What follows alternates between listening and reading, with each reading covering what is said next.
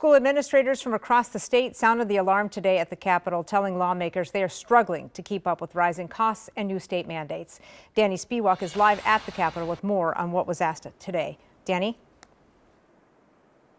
Education already makes up the largest portion of Minnesota's state budget, but today we heard from those district superintendents and those school administrators who told lawmakers in a Senate committee that they still need help. They're still struggling under a lot of financial pressures right now, with many of them facing millions in budget deficits. And it's my honor to have the opportunity to address you today. As head of the state's largest district, Anoka Hennepin Superintendent Corey McIntyre carries some weight. Today we're here just to really tell our story. On Wednesday, he testified before the Senate Education Policy Committee. We want to partner with you to find solutions to make his case for increased school funding. Whatever help looks like, we need it.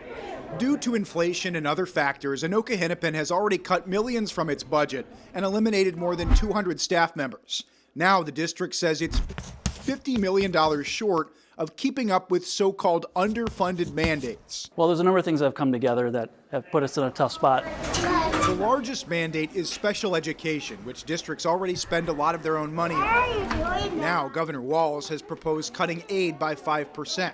Also, new policies passed by the legislature have added some costs, like expanded unemployment, paid family leave, and the READ Act that changes how schools teach reading. We're all behind better literacy outcomes for every student, and yet we need to make sure we have the funding to train our staff, buy the materials we need. Meanwhile, in the more rural district of Fergus Falls, to make room for these new expenses, we are forced to make reductions in other areas. Superintendent Jeff Drake described a similar strain. And the education of our students is weakened in the process. Ultimately, this testimony will help set the agenda in the Senate during a budget year. I think it's imperative that at the beginning of every year, we hear directly from those that are impacted by the policies. Now, months of tough budget negotiations will follow. And we hope that education continues to be a priority for the state.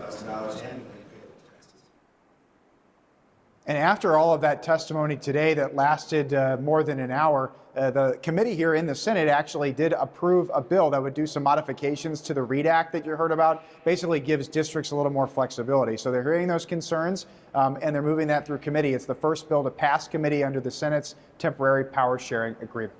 Back to you.